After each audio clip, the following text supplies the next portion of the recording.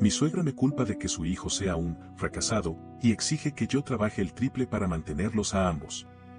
Desde que me casé con José, supe que había firmado no solo un compromiso con él, sino también un pacto silencioso y agobiante con su madre, una mujer que, sin pedir permiso ni mostrar la más mínima intención de moderar su presencia, se instaló en nuestras vidas como si todavía tuviera el derecho divino de dirigir cada decisión de su hijo.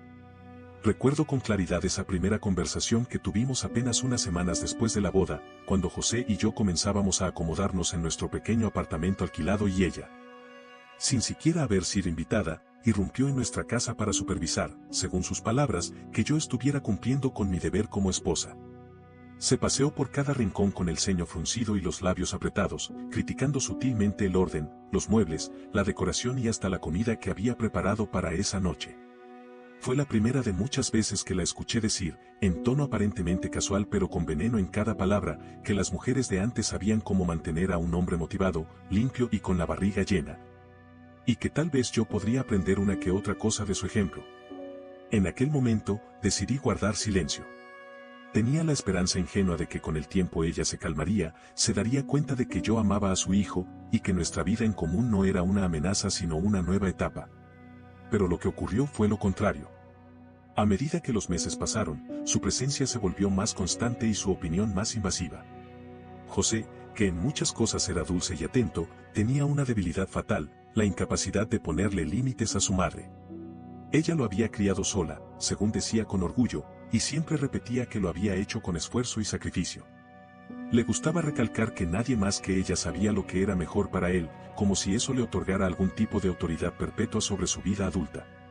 Al principio, todo era sutil, comentarios pasivo-agresivos sobre cómo José se veía más cansado desde que vivía conmigo, observaciones malintencionadas sobre mi trabajo como administradora en una empresa de logística, un puesto que me había costado años de estudio y esfuerzo conseguir, y sugerencias de que tal vez yo debería considerar trabajar desde casa para dedicarme mejor a las cosas del hogar. Pero con el tiempo, su actitud dejó de ser sutil. Comenzó a llamarlo todos los días, a veces varias veces al día, para contarle sus dramas, sus achaques o simplemente para recordarle que su deber principal era estar pendiente de ella. Y cada vez que él intentaba marcar una mínima distancia, ella lo culpabilizaba emocionalmente, le recordaba todo lo que había hecho por él y le insinuaba que yo lo estaba alejando. Lo más humillante para mí comenzó cuando José, agobiado por su trabajo y las exigencias de su madre, empezó a decirme en voz baja que tal vez yo podría trabajar un poco más de horas para compensar. Lo dijo una noche mientras yo lavaba los platos y él revisaba su celular. Dijo que se sentía agotado, que su empleo no lo llenaba, que yo era más estable económicamente y que si pudiera tener un tiempo para reorganizar sus ideas, quizá encontraría algo mejor. No se atrevió a pedirme directamente que lo mantuviera, pero la idea quedó ahí, flotando, y yo la recogí con una mezcla de incredulidad, tristeza y una rabia contenida que me quemó por dentro. Cuando le conté esto a una amiga cercana, ella me miró con los ojos muy abiertos y me dijo que eso era una locura. Que si seguía permitiendo ese tipo de dinámicas iba a terminar cargando con una familia entera mientras ellos se daban el lujo de jugar a la dependencia emocional. Al principio me resistía a aceptarlo. Pensé que tal vez estaba exagerando, que si hablaba con José, él entendería. Pero entonces ocurrió el episodio que terminó de abrirme los ojos. Fue un domingo por la tarde. José y yo habíamos decidido no salir ese día para descansar, y mientras él dormía una siesta, yo estaba leyendo en la sala. De pronto, mi suegra llegó sin previo aviso, como acostumbraba a hacerlo. Abrió la puerta con su copia de la llave, una copia que yo jamás había probado pero que José había entregado por si acaso, y entró como si fuera su casa. Me miró con esa expresión que mezclaba desdén y superioridad, y dijo que venía a hablar de algo importante. Se sentó en el sofá y sin rodeos me dijo que estaba harta de ver cómo su hijo, que según ella era brillante, con tanto potencial, con un futuro grandioso, se había convertido en una sombra de sí mismo desde que se casó conmigo.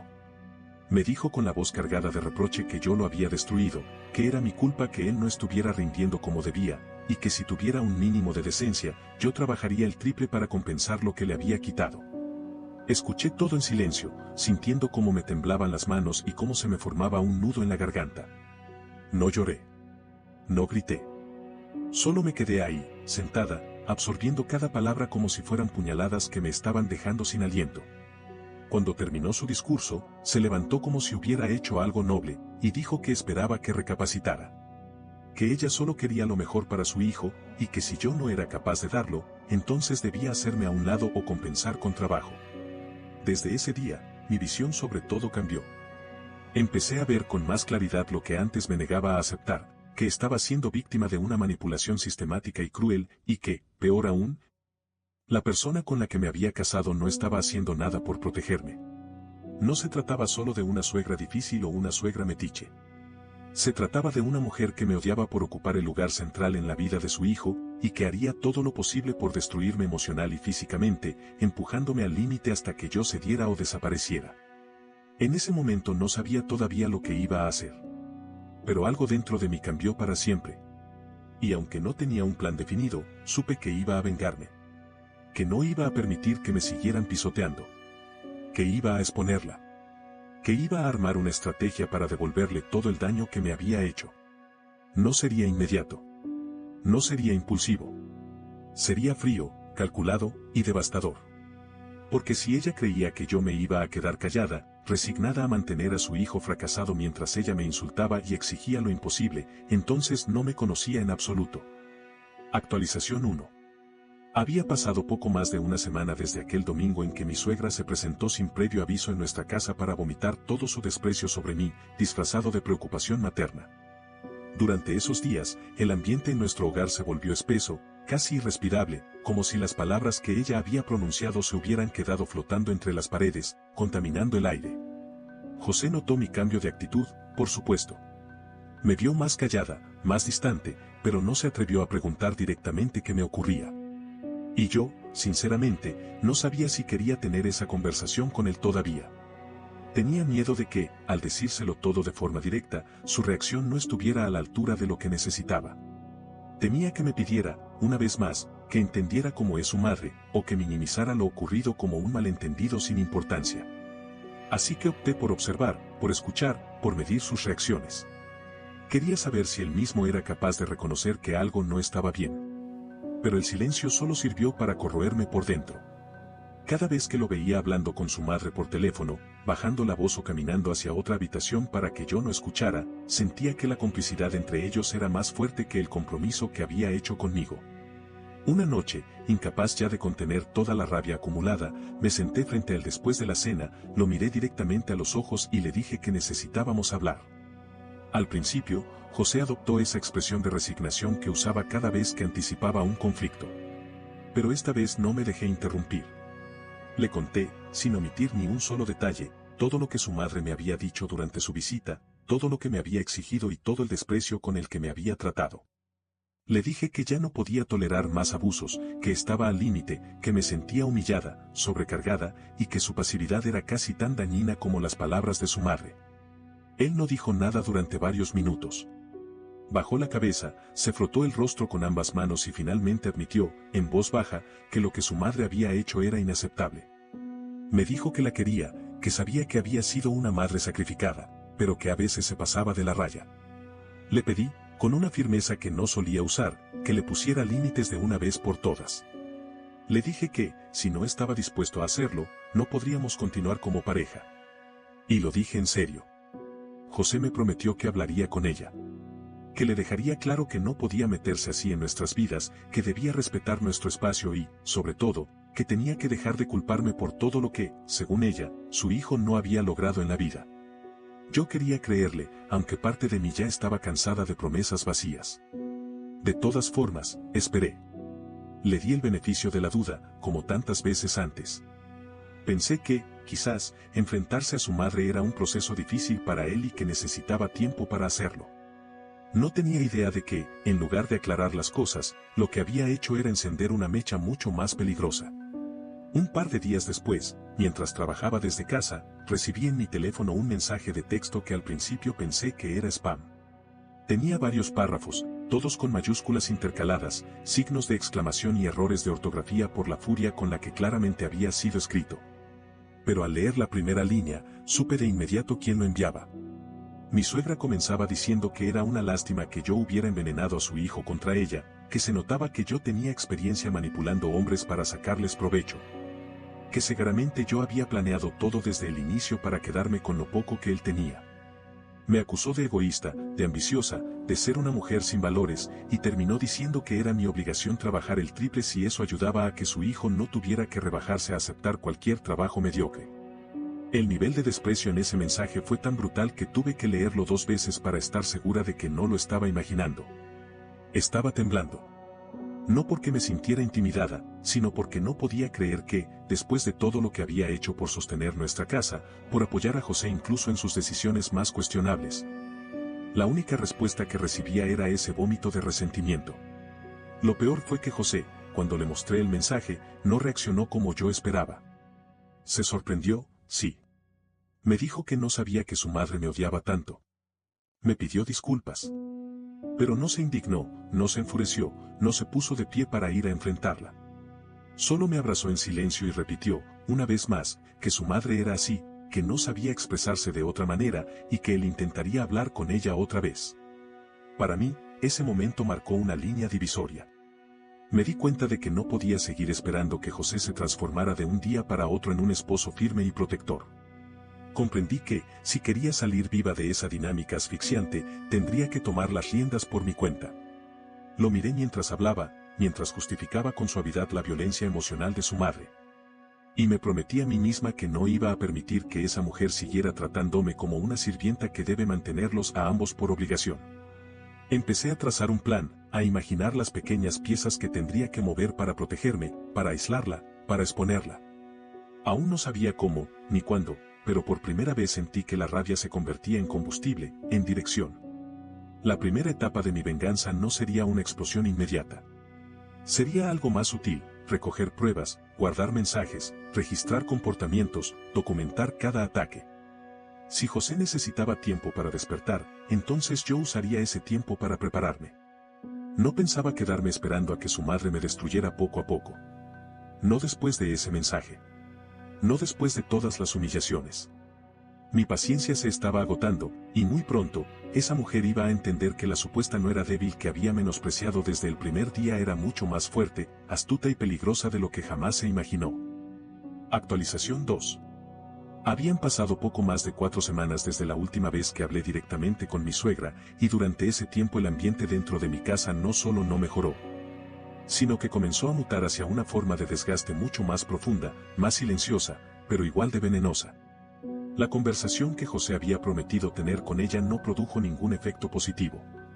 Al contrario, fue como arrojar gasolina sobre un fuego mal contenido. A los pocos días de aquel mensaje cargado de odio que ella me había enviado, comencé a notar pequeños cambios en la actitud de José. Ya no se refería tanto a su madre con ese tono neutro al que me tenía acostumbrada. Ahora hablaba de ella con una mezcla de culpa y justificación, como si tuviera que elegir entre su lealtad hacia ella y su compromiso conmigo. Y no quisiera cargar con el costo emocional de asumir ninguna de las dos posturas con firmeza. Me di cuenta de que estaba atrapado en su propia maraña de emociones infantiles no resueltas y que si bien había dado pasos pequeños en dirección a poner límites, no tenía la fuerza necesaria para sostenerlos cuando su madre empezaba a llorar, a enfermarse de repente o a acusarlo de ser un mal hijo por no estar siempre disponible. La situación económica en casa tampoco ayudaba. A pesar de haber tenido varias entrevistas laborales, José seguía sin conseguir empleo, al menos no uno que cumpliera con sus expectativas personales. Recuerdo que una tarde, mientras almorzábamos juntos, me dijo que una empresa de tecnología le había ofrecido un puesto administrativo con un salario decente, pero que lo rechazó porque, según sus palabras, ese tipo de trabajo no era para él. Yo dejé el tenedor a medio camino, lo miré sin poder creer lo que estaba escuchando y le pregunté si estaba hablando en serio.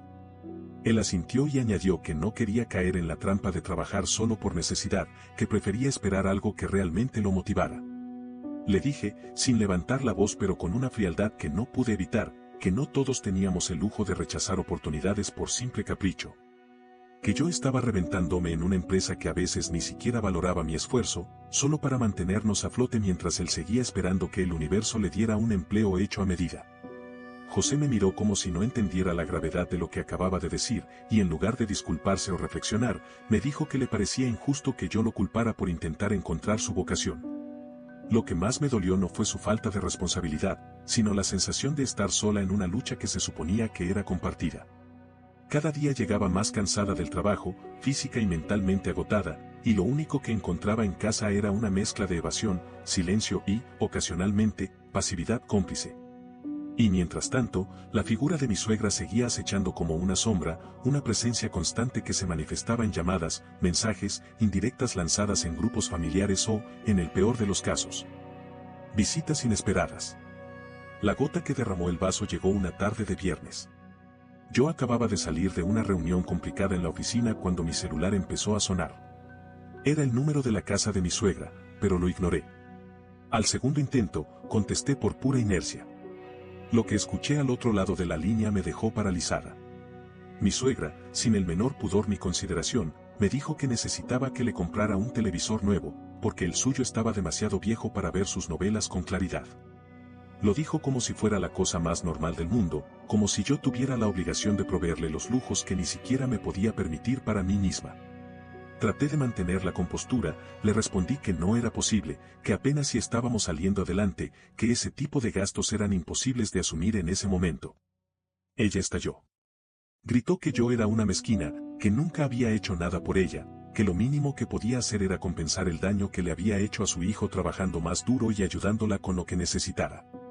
El tono de su voz era tan alto que algunos compañeros de trabajo, que aún estaban en la sala común, se giraron a verme con expresión de desconcierto. Sentí la humillación arderme por dentro. Colgué sin decir una palabra más, me encerré en uno de los baños y lloré en silencio durante varios minutos. Esa noche, cuando llegué a casa, me encontraba completamente destruida. José notó mi estado anímico, pero al contarle lo ocurrido, su reacción volvió a decepcionarme. Me dijo que su madre era una mujer mayor, que seguramente no se daba cuenta de cómo se expresaba, que yo no debía tomarlo tan personal. Le pregunté si acaso no le parecía absurdo que su madre exigiera que yo le comprara un televisor nuevo mientras él no contribuía con un solo peso a la casa. No respondió. Se limitó a encogerse de hombros y decir que estaba cansado de estar entre nosotras dos. Como si el problema fuera una pelea entre mujeres tercas y no un patrón de abuso emocional y dependencia económica que ya había cruzado todos los límites imaginables. A partir de ese momento, mi relación con José comenzó a erosionarse lentamente. Seguíamos compartiendo el mismo espacio, las mismas rutinas, pero yo sentía que había una grieta creciente entre nosotros, una fisura invisible que se ensanchaba cada día con cada palabra no dicha, con cada evasión, con cada omisión cobarde. Y en medio de todo eso, mi plan seguía madurando. Había empezado a guardar capturas de pantalla de los mensajes de mi suegra, audios de sus ataques y cualquier prueba que pudiera servir en un futuro para defenderme o, si era necesario, para exponerla públicamente. No se trataba de simple revancha, se trataba de justicia. También tomé una decisión que venía postergando desde hacía tiempo, hablé con un abogado de confianza, un conocido de mi hermana que accedió a darme una primera consulta sin costo. Le conté mi situación con la mayor objetividad posible, evitando los adornos emocionales, centrada en los hechos. Le pregunté qué pasaría si llegaba a considerar una separación legal o incluso un divorcio. Quería saber cuáles eran mis derechos, qué podía hacer si la situación se volvía insostenible. Lo que me dijo me dejó helada, debido a que José no estaba trabajando y que habíamos compartido todos los gastos desde el inicio del matrimonio.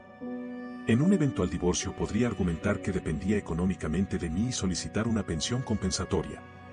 Fue como recibir una bofetada. No solo estaba siendo emocionalmente maltratada por su madre y abandonada por él, sino que, encima, si decidía liberarme, corría el riesgo de tener que seguir manteniéndolo. Salí de esa reunión con un peso enorme en el pecho, pero también con una claridad que no había tenido hasta entonces. Comprendí que mi salida de esta situación no podía ser impulsiva ni emocional. Tenía que ser estratégica, legalmente sólida, irreprochable. Tenía que prepararme con paciencia y precisión. La ira ya no me dominaba. Ahora me guiaba la determinación. Porque si había algo que esa familia no sabía de mí, era que cuando me empujaban al límite, no me derrumbaba. Me transformaba. Y en silencio, sin que nadie lo notara, comenzaba a construir el terreno sobre el que edificaría mi venganza. Actualización 3. Habían transcurrido poco más de 6 meses desde que consulté por primera vez al abogado sobre mis derechos en caso de que la situación con José y su madre se hiciera insostenible. 6 meses en los que mi cotidianidad fue una especie de batalla silenciosa, agotadora, una rutina en la que fingía normalidad frente a mi entorno mientras por dentro sentía que algo en mí se apagaba día tras día. La acumulación de responsabilidades, el peso del sostenimiento económico, las demandas emocionales que venían tanto de José como de su madre, y la indiferencia sistemática de él frente a mis necesidades más básicas me habían dejado en un estado de extenuación que ya ni siquiera lograba ocultar. Aún así, seguía funcionando. Mantenía mi rendimiento laboral, cumplía con las tareas del hogar, y cada vez que mi suegra aparecía, ya fuera a través de una llamada o en persona, activaba esa especie de piloto automático que me permitía escucharla sin quebrarme. Pero esa aparente calma era solo la antesala de lo que estaba por desatarse. José, durante esos meses, continuó sin empleo. Según él, seguía explorando oportunidades que estuvieran a la altura de sus expectativas y cada semana aparecía con alguna nueva idea que rápidamente abandonaba. Primero fue un curso online de programación que dejó a medias, luego, un proyecto de diseño gráfico que nunca llegó a concretar, después, una propuesta de emprendimiento que no pasó de una lluvia de ideas anotadas en una libreta olvidada. Mientras tanto, las cuentas seguían llegando y yo, con una mezcla de resignación y rabia, seguía cubriéndolo todo. Llegó un punto en que tuve que suspender mi aporte al fondo de ahorro personal porque simplemente no alcanzaba. No lo dije en voz alta, no le reclamé directamente, pero por dentro sentía que cada vez que sacrificaba algo mío por sostener a José, enterraba un poco más de la mujer que había sido antes de casarme con él. Mi suegra, por supuesto, no solo no se retiró de la escena sino que intensificó su presencia. Cada vez que llamaba, porque ella jamás preguntaba si era un buen momento, se permitía comentar con desdén lo cansada que me veía, insinuando que eso era porque yo no sabía organizarme como esposa. Llegó a decirme una vez, mientras se servía un café en mi cocina como si estuviera en su casa, que una mujer que se respeta no hace sentir a su esposo como una carga. Esa frase me dejó paralizada por un momento. No solo negaba toda la realidad de los últimos meses, sino que invertía por completo el orden de las cosas, convirtiéndome a mí en la opresora y a José en la víctima de una mujer poco amorosa.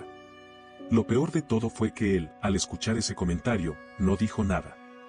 Se limitó a cambiar de tema con una sonrisa incómoda, como si no valiera la pena entrar en ese terreno. Y fue precisamente ese silencio cómplice lo que terminó de encender la chispa. Unos días después de aquel episodio, ocurrió algo que marcó el verdadero punto de quiebre. Había tenido una semana particularmente pesada en el trabajo. Habíamos perdido un cliente importante y eso había generado una sobrecarga de tareas administrativas y ajustes en los cronogramas. El viernes en la tarde, después de una jornada de 12 horas, llegué a casa con la esperanza de poder dormir un par de horas antes de cenar. Pero al abrir la puerta me encontré con una escena que jamás olvidaré. Mi suegra estaba en la sala, reorganizando mis estanterías, cambiando la disposición de los libros, sacando objetos decorativos que yo había comprado con tanto cariño, y reemplazándolos por unas figuras religiosas y jarrones que, según ella, tenían mejor energía. Lo más perturbador era que José no estaba en casa, y ella había entrado con su copia de la llave, esa que había prometido devolver meses atrás. Cuando le pregunté qué hacía ahí, me respondió con total desfachatez que no tenía por qué avisarme si quería ver a su hijo, que esa también era su casa, y que estaba cansada de ver cómo yo la tenía descuidada y sin calidez familiar. Me dijo que tenía que intervenir antes de que todo se viniera abajo, porque estaba claro que yo no tenía el sentido del hogar que una mujer debía tener. No grité. No la insulté. Solo me acerqué con pasos lentos y le dije con toda la calma que pude reunir que era la última vez que entraba sin permiso, y que si no se iba en ese momento, iba a llamar a la policía para denunciar una invasión a la propiedad privada. Me miró con desprecio, como si no pudiera creer que yo, la nuera acomodada que había tolerado todo en silencio, fuera capaz de plantarle cara. Apretó los labios, recogió sus cosas lentamente y antes de salir me dijo que algún día me arrepentiría de ponerla en contra, que José siempre sería suyo y que yo no era más que un episodio pasajero en su vida. Esa noche, cuando José llegó, se lo conté todo. Esperaba resistencia, excusas, algún intento por suavizar la situación. Pero por primera vez desde que comenzó todo, lo vi reaccionar con algo que se parecía a la indignación. Me escuchó hasta el final, respiró hondo y, sin que yo tuviera que pedírselo, dijo que era hora de recuperar la llave y de marcar distancia definitiva. Tomó el teléfono, la llamó y, aunque no pude oír todo lo que le decía desde el otro cuarto, percibí por el tono que estaba siendo firme. Cuando colgó, volvió a la sala, me abrazó y me pidió disculpas. Me dijo que no entendía cómo había permitido que la situación llegara tan lejos. Y yo, aunque agradecí el gesto, no sentí alivio. Sentí que era demasiado tarde, que su reacción era apenas una parte del daño ya hecho. Pero guardé silencio. Sabía que no era el momento para reproches. A partir de ahí, comencé a trabajar de forma más organizada en mi plan. Ya tenía decenas de mensajes guardados, audios en los que su madre me insultaba, capturas de pantalla de publicaciones en redes sociales donde lanzaba indirectas con nombres apenas disimulados. Incluso videos cortos que grabé en momentos donde ella entraba a mi casa sin avisar y criticaba todo con una expresión de repulsión. Empecé a organizar toda esa información en carpetas, fechas, contextos. Sabía que no podía usar nada de eso aún. Que debía esperar el momento adecuado. Pero también sabía que ese momento llegaría. Porque si algo tenía claro, era que mi suegra no sabía detenerse. Y yo no tenía ninguna intención de seguir tolerando su presencia. Mientras tanto, la relación con José entró en una etapa extraña. No había peleas, pero tampoco había complicidad. Él parecía aliviado por haber dado ese paso con su madre, pero no comprendía que el daño estaba hecho y que yo necesitaba algo más que gestos simbólicos para confiar de nuevo. Comenzamos a asistir a terapia de pareja. Fue idea mía, y él accedió, quizá por culpa, quizá porque no quería perder del todo lo que aún quedaba de nosotros. Las primeras sesiones fueron duras. El terapeuta, un hombre bastante directo, no tardó en señalar que José arrastraba una dependencia emocional con su madre que lo incapacitaba para establecer límites reales. Él no lo negó, pero tampoco parecía entender cómo reparar todo lo que esa dependencia había causado en nuestra relación. Aún así, decidí continuar. No porque tuviera esperanza ciega, sino porque necesitaba saber hasta dónde era capaz él de llegar por salvar nuestro vínculo. Pero al mismo tiempo, ya no me sentía atada a la idea de que nuestra relación era inquebrantable. Empezaba a ver que tenía alternativas. Que podía elegir. Que podía marcharme si era necesario. Y lo más importante, que podía hacerlo sin miedo. Porque ahora tenía pruebas. Tenía respaldo. Tenía un relato documentado, estructurado, verídico, que me protegía de cualquier intento de difamación. Y aunque no lo había usado todavía, sabía que lo haría. Porque mi suegra no sabía lo que era enfrentarse a alguien que, en silencio, había aprendido a defenderse. Muy pronto, se daría cuenta.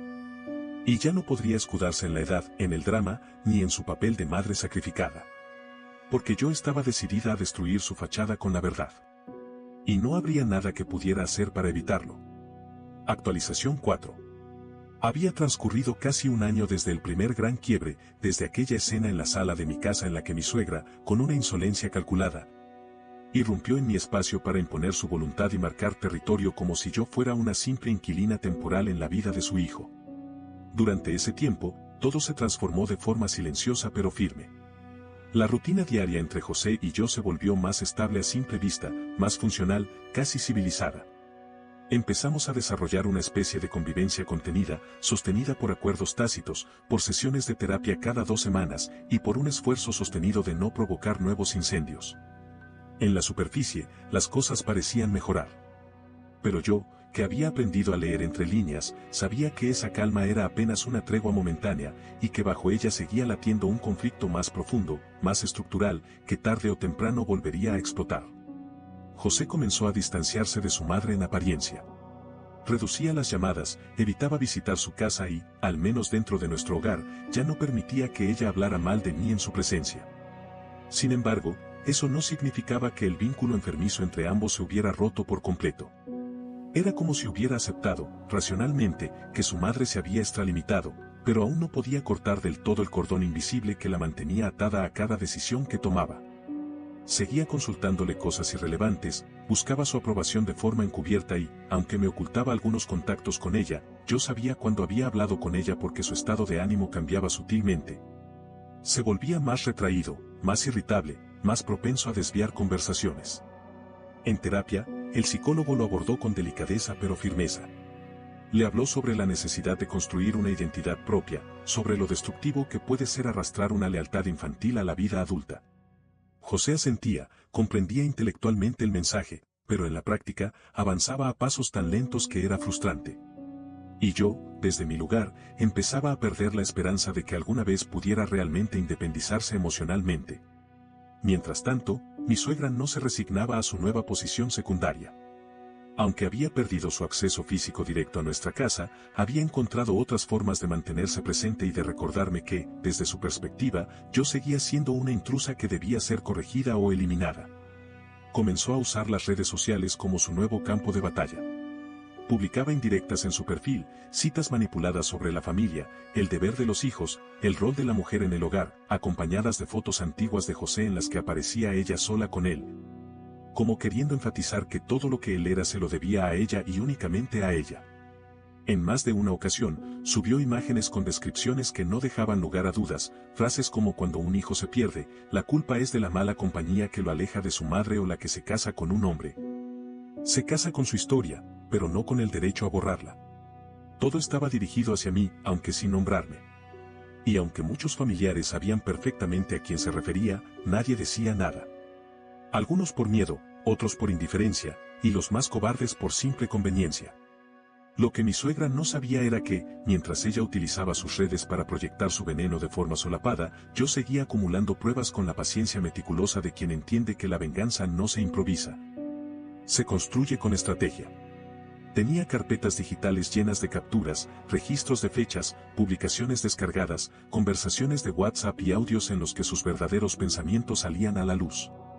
Todo estaba ordenado, etiquetado, respaldado en múltiples dispositivos. Pero aún no era el momento de usarlo.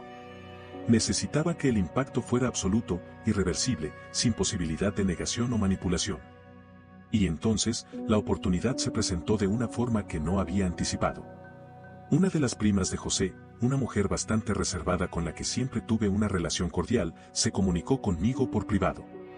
Me dijo que necesitaba hablar conmigo en persona, que había algo que debía saber.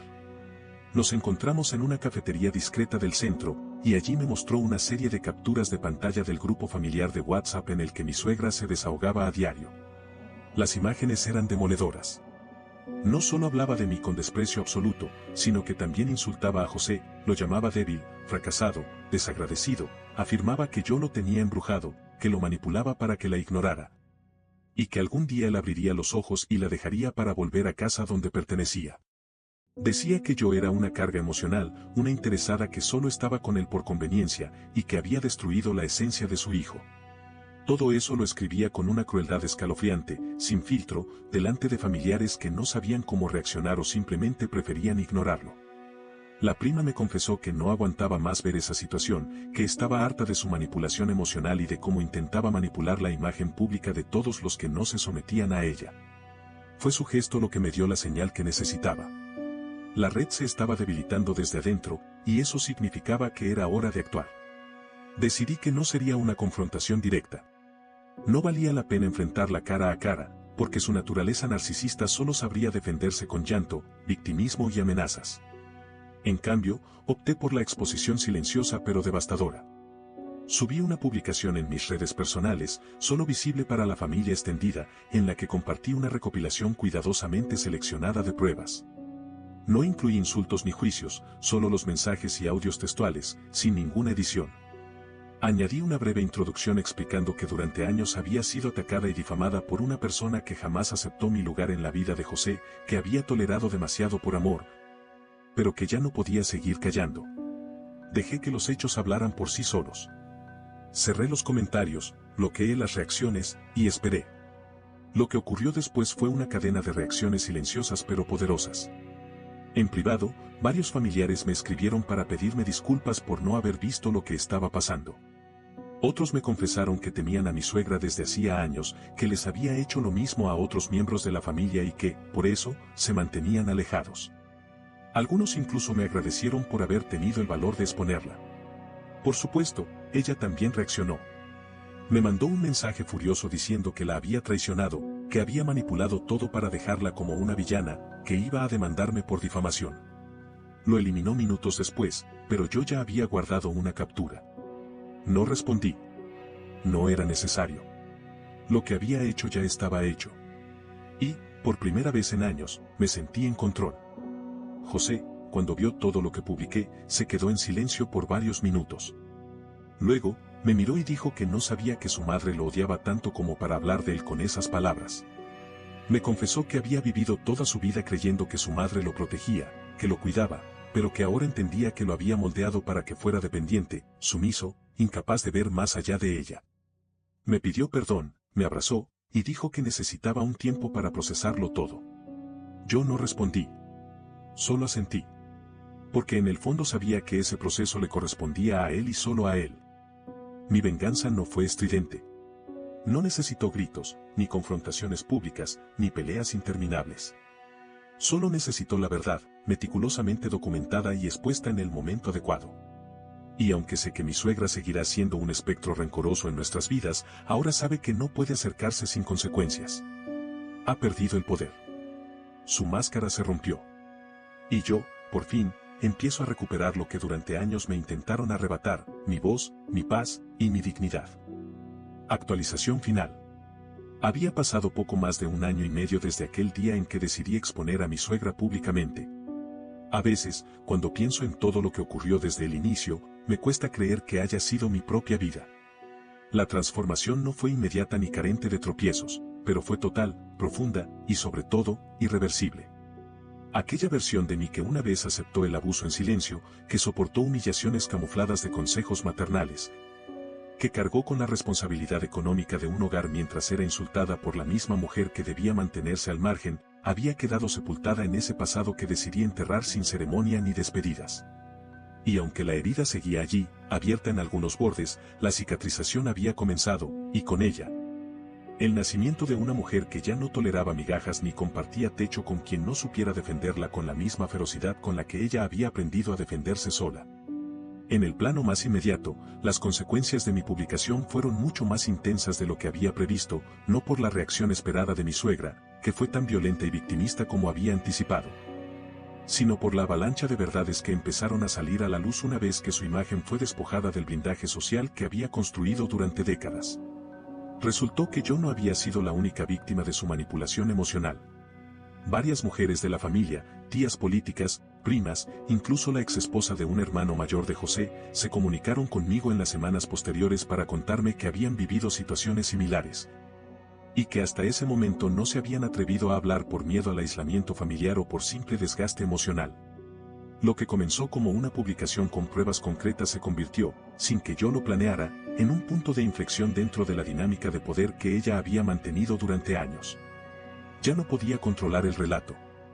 Ya no podía usar su papel de madre sacrificada para silenciar a otros. Y esa pérdida de control fue lo que más le dolió. Intentó contraatacar, por supuesto.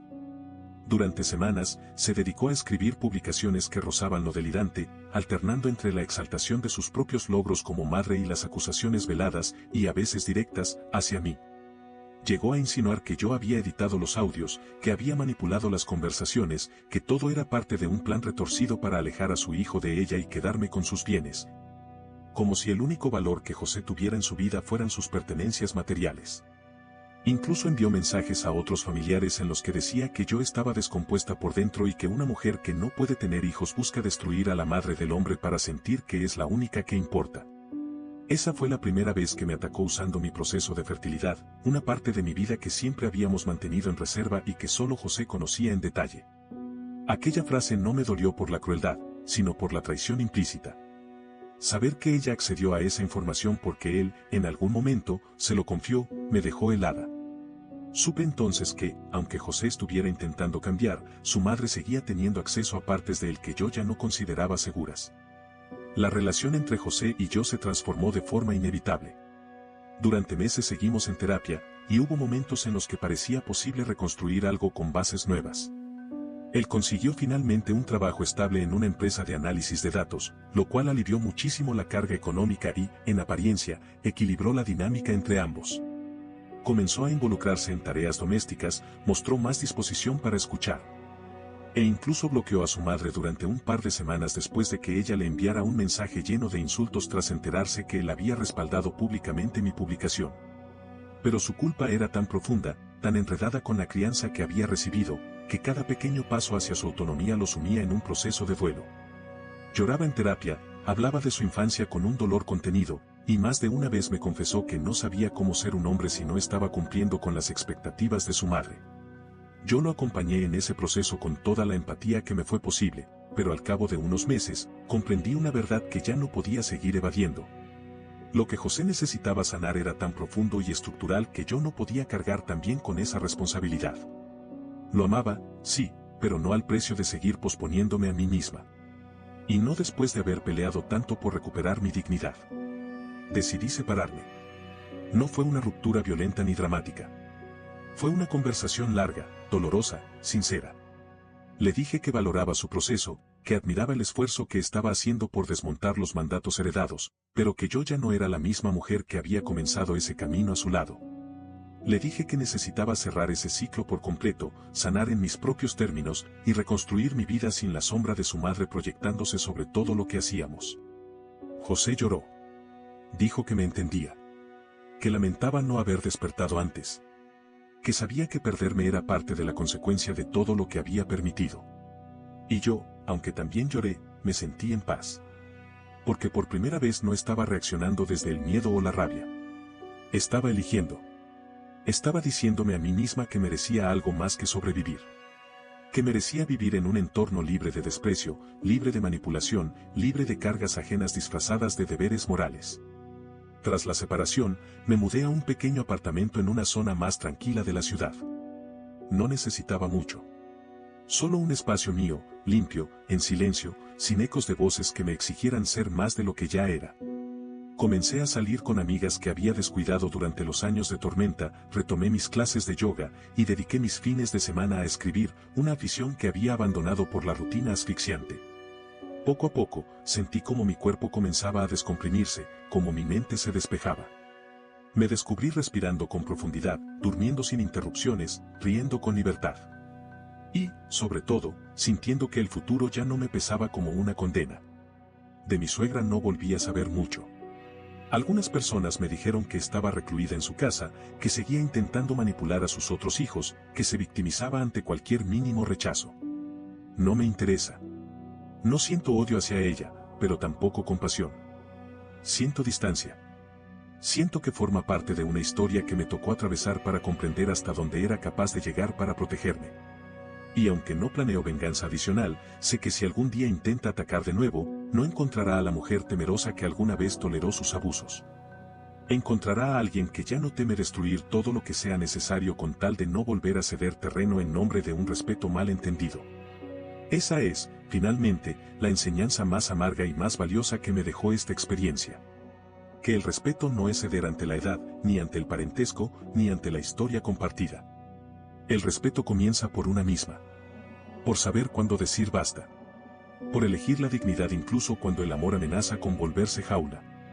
Y por entender que la venganza, a veces, no necesita gritos ni escándalos. Solo necesita memoria, determinación y la valentía de no callarse nunca más. No olvides dejar tu opinión en los comentarios, dejar tu like y compartir este video.